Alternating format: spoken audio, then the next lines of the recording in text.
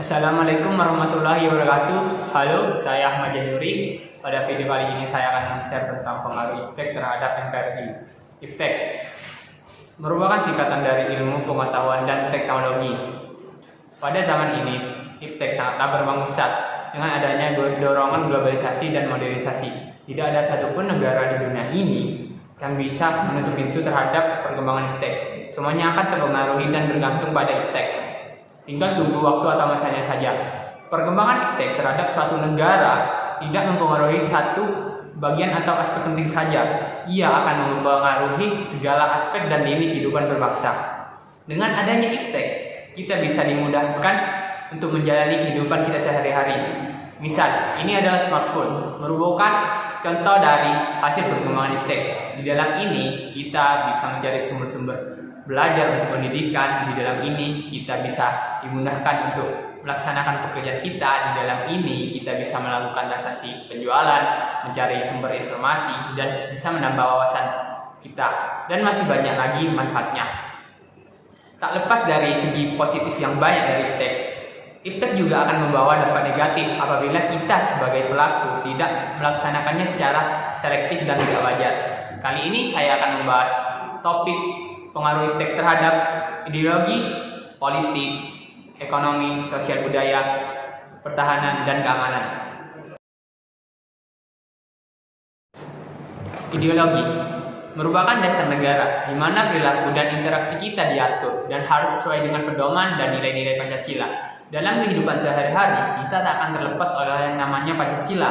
Setiap saat dan waktu kita akan mengingatnya. Pengaruh perkembangan iptek terhadap ideologi Pancasila yaitu pertama, dengan adanya iptek, kita bisa lebih mengetahui dan mengerti dengan Pancasila melalui aplikasi pendidikan dan website yang ada di Google. Hal ini membuat kita sebagai rakyat Indonesia lebih mudah mengamalkan Pancasila dan mencegah terjadinya monoideologi. Dan menguatnya Pancasila sebagai ideologi negara sangatlah mudah pada perkembangan zaman ini.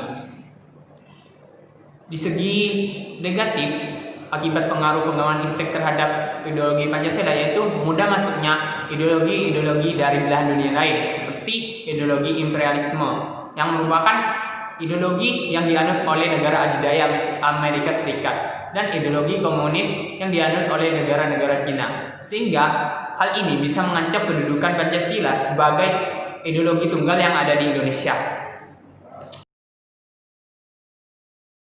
Kedua, politik merupakan sistem pemerintahan untuk mewujudkan ketatanan negara yang baik dan teratur. Setiap hal yang berbau pemerintahan akan dikaitkan oleh yang namanya politik. Pengaruh perkembangan iptek terhadap politik pertama positif, yaitu menguatnya nilai keterbukaan dari pemerintah terhadap masyarakat yang bisa direalisasikan melalui aplikasi yang tersedia di smartphone dan laptop. Misal yaitu aplikasi lapor, di mana di aplikasi ini masyarakat bisa mengajukan keluhan kepada pemerintah sehingga pemerintah bisa mengetahui kondisi rakyatnya. Aplikasi ini bisa di-download di Play Store dan bisa diakses di website di Google. Selain itu juga ada aplikasi Dumas. Aplikasi ini sangat berperan penting untuk meningkatkan hubungan antara masyarakat dan pemerintahannya. Aplikasi ini juga bisa di-download di Play Store dan bisa diakses di website di Google. Dan masyarakat bisa juga melihat anggaran-anggaran negara di website Direktorat Jenderal Keuangan, sehingga hal ini bisa mencegah terjadinya KKN, korupsi, kolusi, dan nepotisme. Dari segi negatifnya pengaruh iptek terhadap politik yaitu pertama, sering terjadinya hoak. Dengan adanya keterbukaan antara pemerintah terhadap masyarakat hingga terjadinya menimbulkan peluang-peluang bagi oknum-oknum untuk mewujudkan hoak-hoak yang bisa memecah belah antara masyarakat dengan pemerintah.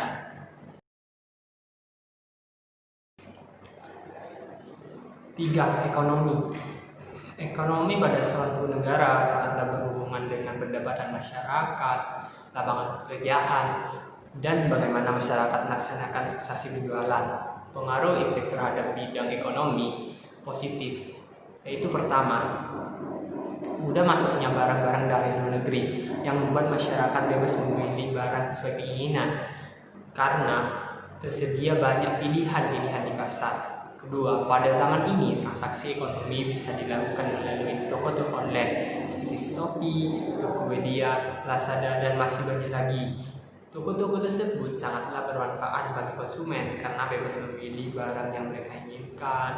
Komunikasi antar konsumen dan penjual sangatlah baik, dan cara pembayaran sudah modern, bisa menggunakan jasa bank atau supermarket. Manfaatnya untuk penjual yaitu meningkatnya pendapatan dan menumbuhkan nilai kewirausahaan. Negatifnya, pertama, dengan banyaknya toko-toko online tersebut, sehingga adanya persaingan, mereka akan menciptakan suatu sistem yang namanya diskon, sehingga akan mendorong masyarakat bersifat konsumtif dan boros. Kedua, dengan banyaknya investasi asing yang masuk ke dalam negeri, sehingga seakan negara ini dikuasai oleh investor, sehingga mereka akan mudah mengeksploitasi kekayaan dalam negara. 4. Sosial budaya. Sosial budaya sangatlah berhubungan dengan bagaimana kita berinteraksi dan bagaimana kita menjaga kebudayaan daerah kita. Pengaruh implik terhadap sosial budaya positif yaitu kita bisa mengetahui kebudayaan dari negara lain seperti budaya K-pop dari Korea Selatan, budaya Bollywood dari India, dan masih banyak budaya-budaya dari negara lain. Dan juga kita bisa mengetahui sistem sosial dari yang diterapkan di negara lain seperti bagaimana orang Jepang bekerja, sehingga kita bisa menerapkannya di kehidupan kita.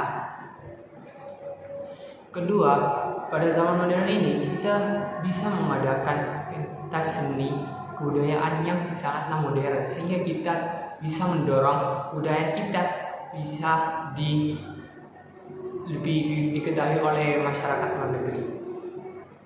Sisi negatif dari pengaruh terhadap sosial budaya yaitu dengan adanya globalisasi, mudahnya budaya-budaya asing yang bisa masuk ke dalam negeri. Apabila kita tidak melaksanakan secara selektif, maka budaya kita akan mudah tergeser oleh budaya baru, sehingga akan memunculkan ketergantungan terhadap budaya-budaya baru.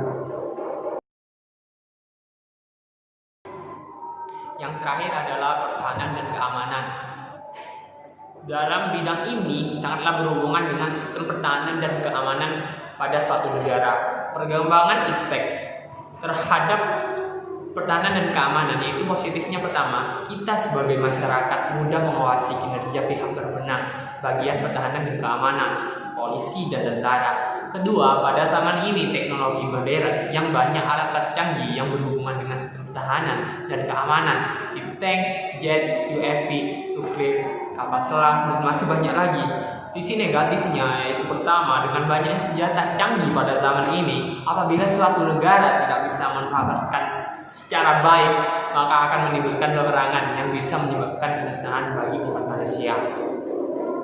Kesimpulannya, segala suatu hal yang ada di bumi ini maupun di dunia ini pasti akan membawa dampak positif dan membawa dampak negatif. Kita sebagai pelaku haruslah menggunakannya secara selektif dan bijaksana agar bisa terhindar dari dampak negatif tersebut. Dalam video yang kali ini saya sajikan, mohon maaf apabila ada kekurangan. Terima kasih sudah menonton. Spasiba Karosha. Waalaikumsalam warahmatullahi wabarakatuh.